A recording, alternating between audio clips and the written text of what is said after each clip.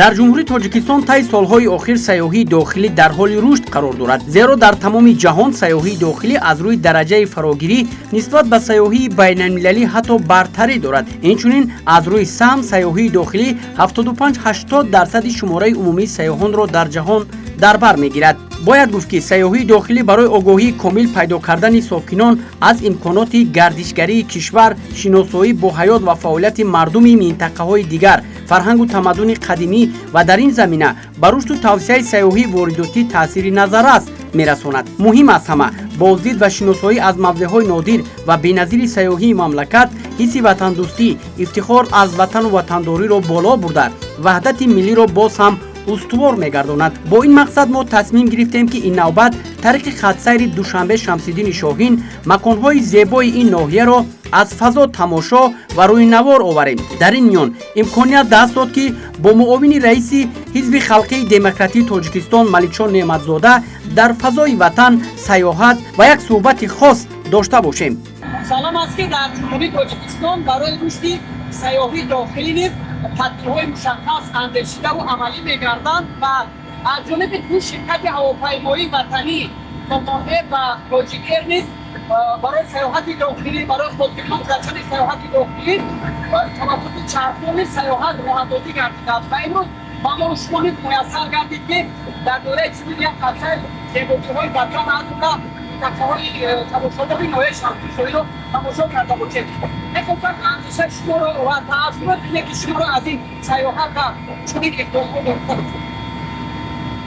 албатта ман фикр мекунам ки тоҷикистони азиз бо табиати афсункор, бо ҷойҳои диданӣ, бо маконҳои таърихӣ хеле имкониятҳои хуби рушди сайёҳии дохилиро дорад ва дар ин раванд аз ҷониби давлату ҳукумат ва сохторҳои дахлдор корҳои муайяне анҷом дода мешавад ва як шиёр аст ки ҷаҳонгардиро аз ватангардӣ оғоз намояд. яъне ки агар имкон шуд, агар мо ватана бинем ва ҷойҳои таърихӣ шинос шавем, аз таъриху фарҳанги болои миллати худ огоҳ шавем, ман фикр мекунам ки баъде ки ба сайри ҷаҳон мебароем, барои ҳамон он қадар яъне муқоисашаванда мешавад.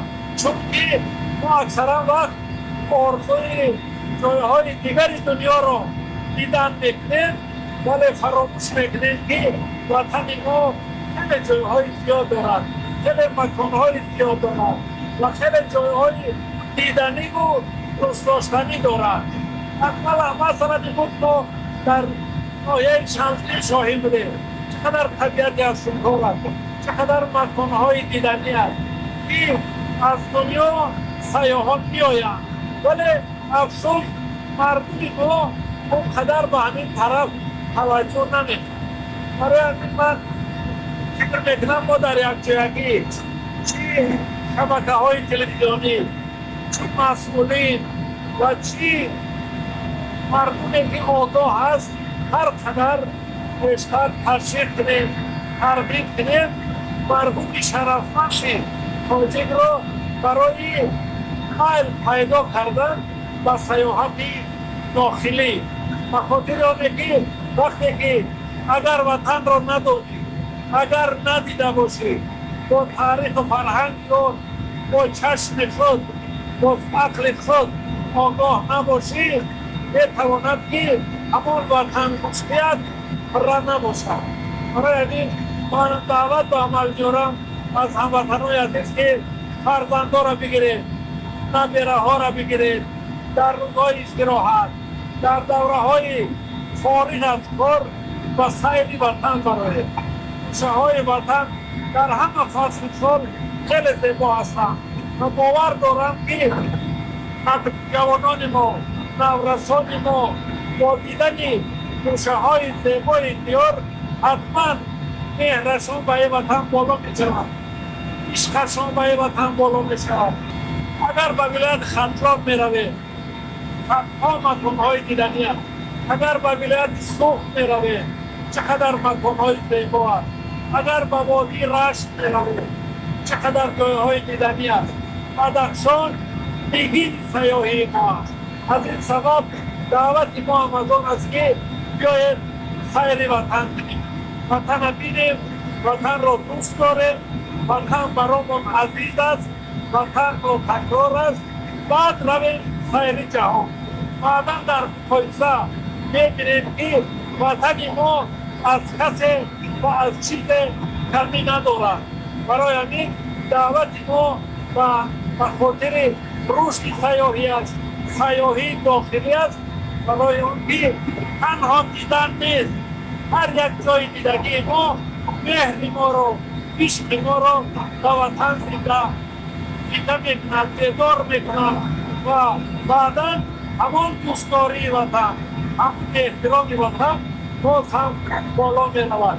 برای زنده و پاینده بود تاجیکستان عزیز، جای خاطری دوری سازمان جهانی تاجیکستان را بهشتی کشف مصیبت میکنه و این بیهوده نبود. از این دعوت میکنیم که وطن گردی کنیم. امروز که ما شما در خطری دوشنبه شمسین شوهی آمدیم و دیدیم واقعا هم در قلب کوه در یک مکان زیبا از جانب شرکت سیاحی مرحوم مهمانخانه زمانوی علوم شکارچیان ساخته شده است که شرایط زمانوی در یک دکان هم تحول کردنی اما این ثمره استقلال است و خود تاسیس کلیدهای سیاحی اینها که محصول گردانده شده است. سیاحی استراتژی روشن اما این ثمره استقلالیت است. خودم در این باره کمی روشن کنم. اصلا ما وقتی که هر یک پیشرفت سخن میگه از تاجیکستان عزیز سخن میگه، حتما پیش نظر استقلال وطن میآید، صلح و ثبات وطن پیش نظر میاد، سیاستی خردمندانه، سازنده، بنیادکارانه و جوانمردانه سرور دولت پیش نظر میاد.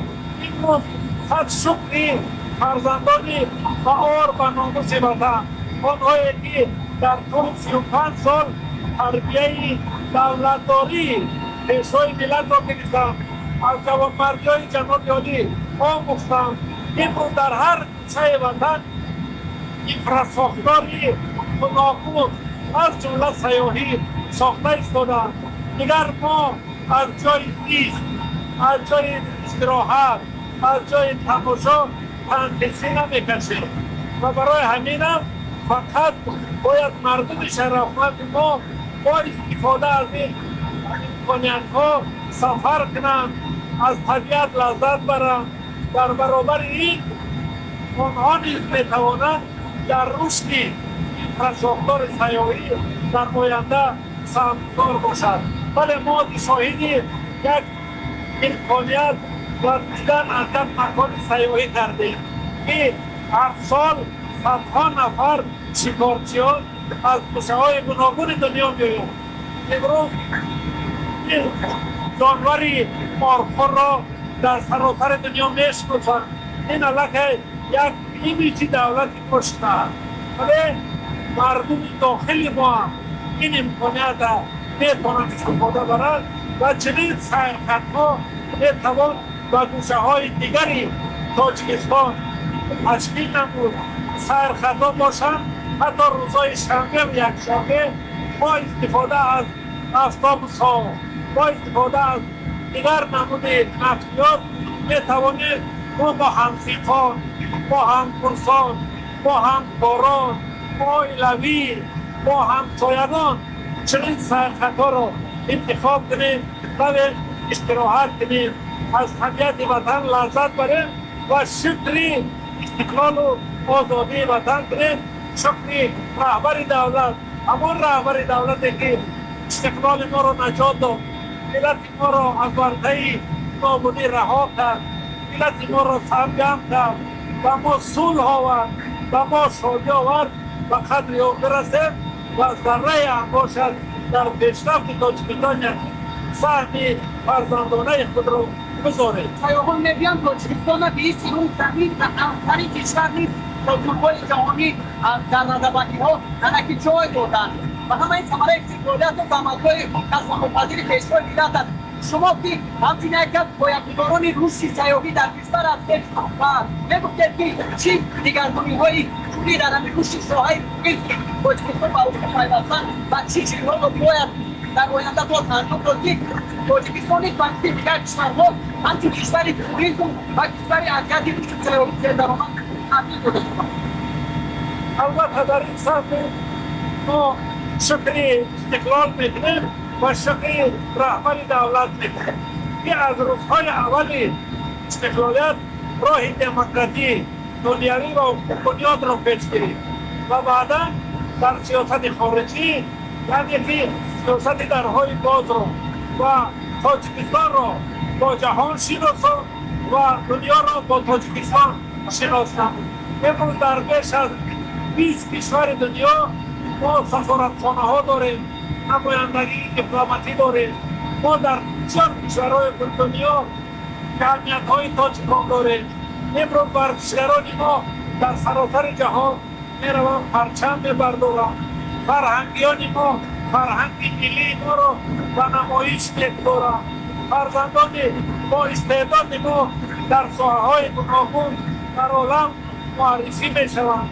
همه اینا سببکار میشوند که تاجیکستان از ما با جهان شناس شود و همزمان ساختار سیاحی مملکت همه ساله در نمایش‌های گوناگون سیاحی اشتراک میکند، معرفی تاریخ و فرهنگ ما میکند. در تاجیکستان ما سالهای آخر نمایش‌های سیاحی برگزار می‌گردد.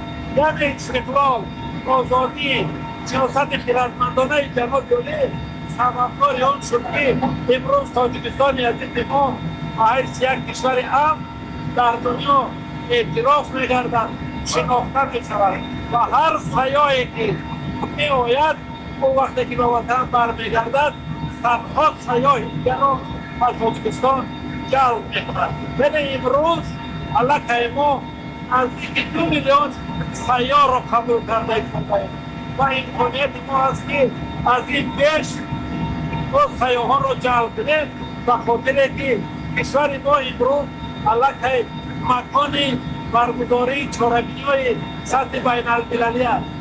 امروز در تاجیکستان چهاربینی‌های جهانی می‌گذرد. امروز چهاربینی‌های سطح جهانی ورزشی فرهنگی دایر می‌گردد. همه همین اساس می‌شود که ما با دل پر بگوییم که از 10 سال پیش امکانیت‌های اینفراساختوری ما خیلی زیاد شده‌اند و ما امکانی باز از این بیشتر تحمل سیاحان را داریم. برای البته باز مدنیت بلندی شهرنشینی، فرهنگ بلندی مهمان‌نوازی کنی می‌تواند که سببکار جلب سیاحان شود. یعنی برای رشد سیاحی هم داخلی هم بین المللی امروز تمام شهرها فراهم آورده شدند. تشکر بسیار در واقع افتاد برای یک صحبت غیر نقشه‌ای و غیر پول در داخل شهرها بعد از انجام سیاحت داخلی واقعا هم بهترین گیرنده ما از در اجتماعی که در شناسایی در معرفی کننده سیاحی وطن مخصوص یک ادای معنوی. تشکر. سلامت باشید. من فکر میکنم که در این روند در فهم شبکه‌های تلویزیونی ما از جمله شبکه جهانی جهان‌نما خیلی زیاد است که همه روزه تشویق ترغیب دولت و ملت و ساحه‌های سیاحی ما را می‌کند. با استاد منصور نعمت‌الله اول رئیس تفسیر مرکزی تاجیکستان یک صحبت غیر نقشه‌ای یک صحبت واقعاً هم غیر پول داشتیم که واقعاً هم فکر که از نمده زکی جهان‌نما و کودکی‌های معنوی می‌دید و در واقع باید در بینندگان گرامی اگر که ما رسالت ما که این وطن زیبا بیشتر روی زمین و جهانیان معرفی‌گر باشه. انجام صحبت ما ادامه بخشی برنامه‌های دیگری شبکه اطلاعاتی جهان‌نما است. ما را پیگیر باشید. چند مدت